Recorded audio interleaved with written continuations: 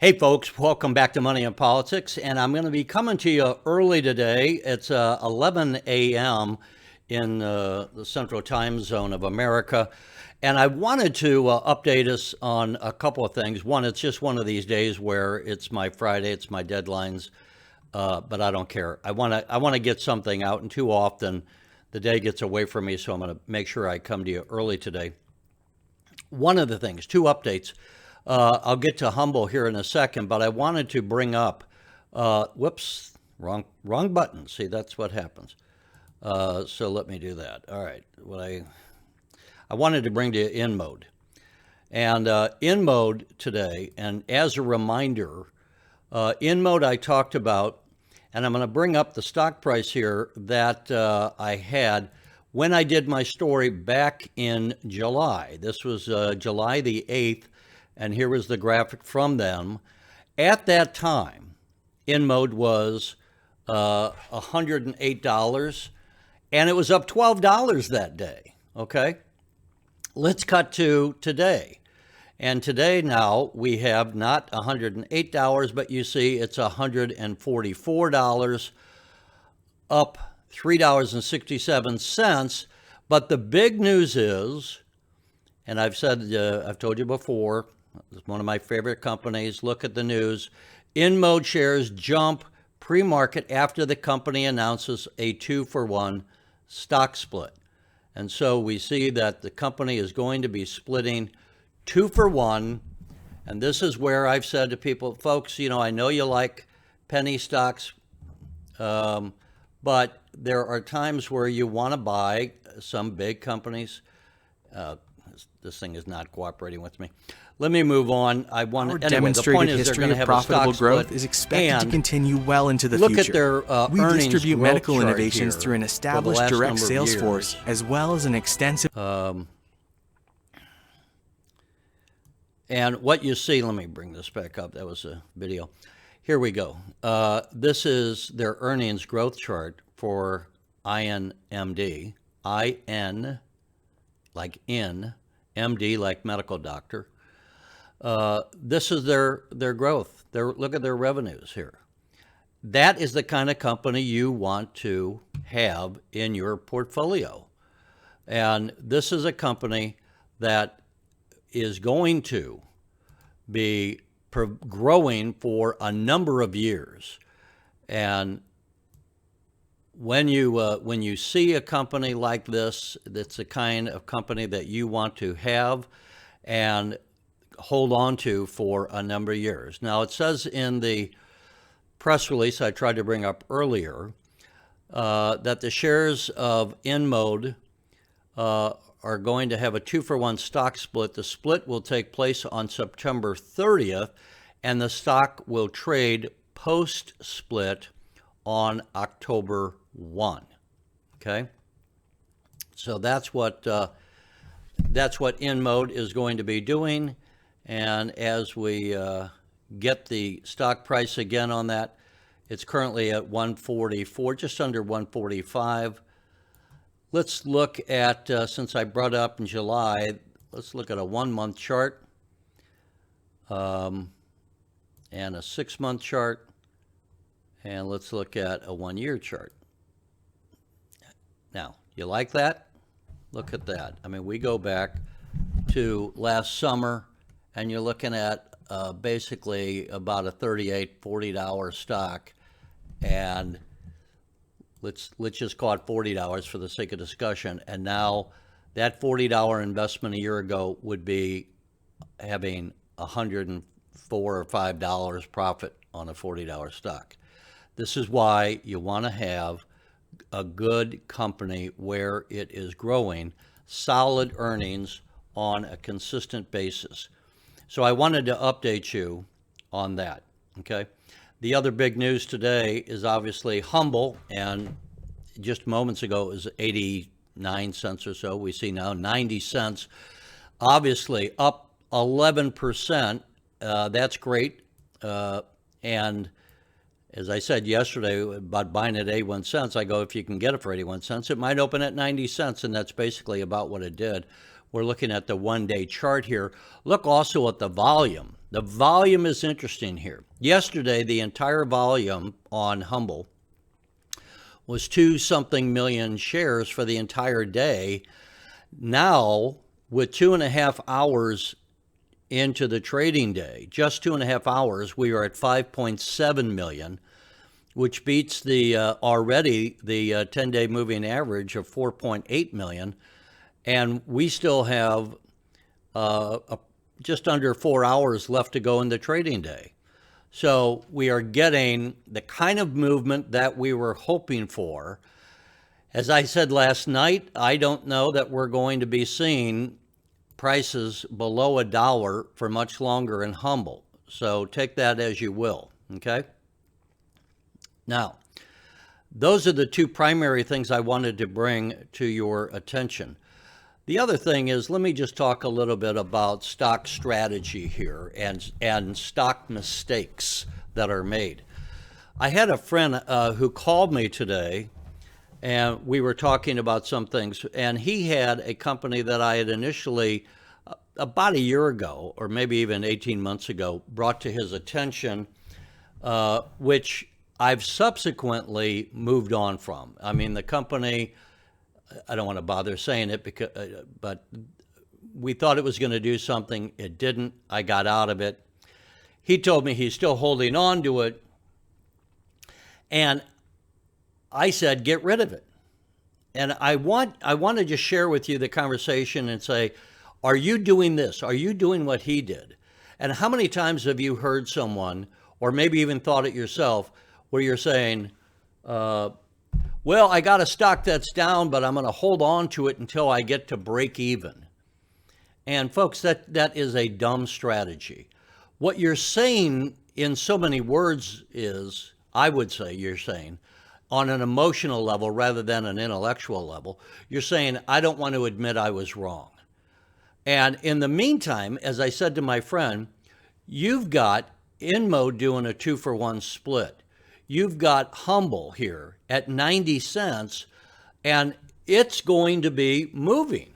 And you're sitting on a stock, and you've got thousands of dollars tied up in a stock that is, you got a loss in it, but it's not going anywhere. Take your loss and move on, because I ought to recirculate a video I did some months ago in which I said, don't have your money in the slow lane of the highway. And I made the analogy that I think is apropos here. If you're driving down the highway and you got someone who's going 55 or 60 miles an hour and you want to be going 75 miles an hour, do you just sit behind that person going 55 and let them hold you back from going faster? Or do you pass them? Obviously, you pass them. Use that same approach in your investing.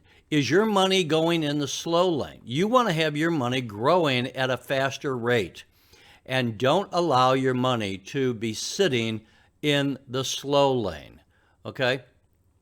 You want to be able to say, where can I look at my portfolio and where can I put that money so that it is going to be growing faster?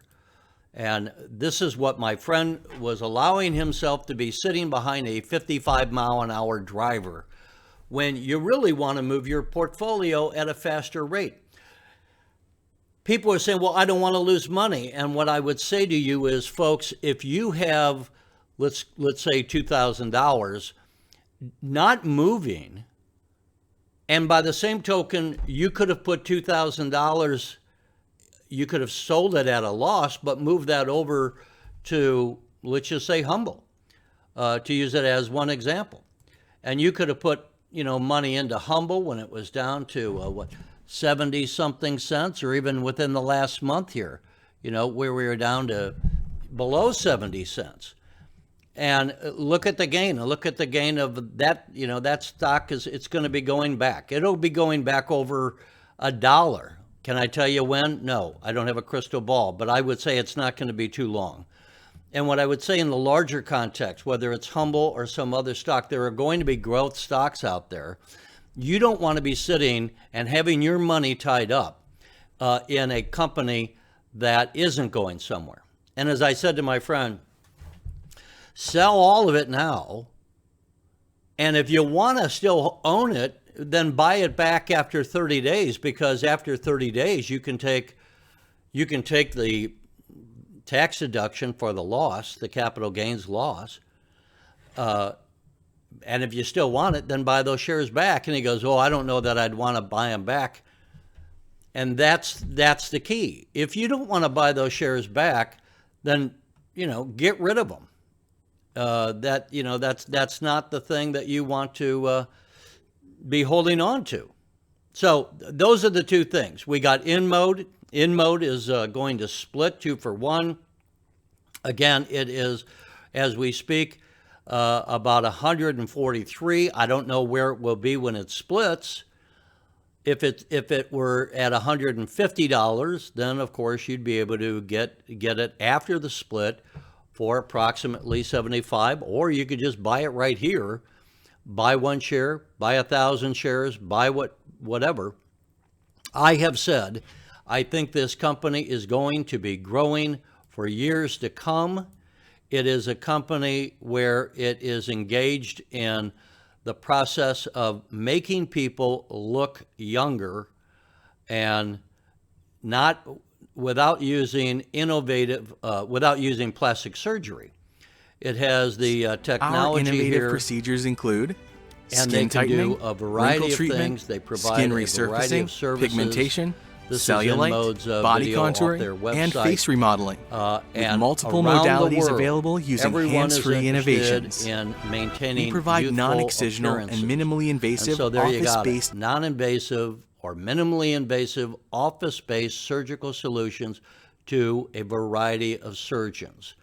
And so this is where it is a company, I think, that has a lot of room to run over the next 10 years. If you look down here, as I say, look at the green bar chart here, the green lines, that's your revenue. Look at the revenue. Look at the profit margins in blue. So it's not just that their revenues are growing, their profits are growing accordingly. This is a great company. Look at the dots here, how they have consistently beat their estimated earnings consistently. And so I would say, folks, as we go into the future, I just can't say enough good things about INMD. I think it's a great company to have.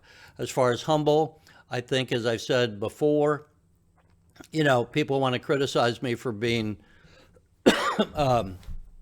promoting something that is pie in the sky. INMD's just getting, or not INMD, Humbl. Humbl is just getting started. What I think is a ridiculous analysis is not my being positive on Humbl. What's a ridiculous analysis is what we hear from the critics who want to poo-poo Humbl before it ever got its ability to even develop its product lines. And what have we seen? About a week ago, we got the NFT gallery. Yesterday, we got the ticketing application. I've heard nothing but good things from the ticketing application. Humbl is still a company that is developing its product lines, developing what its revenues are going to be.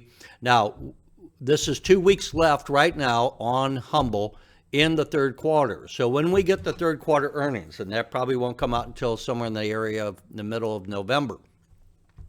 When we get the third quarter earnings, they are not going to be reflective of Humbl's earnings very much on NFTs because it was just a week ago, or of the ticketing because it was just yesterday.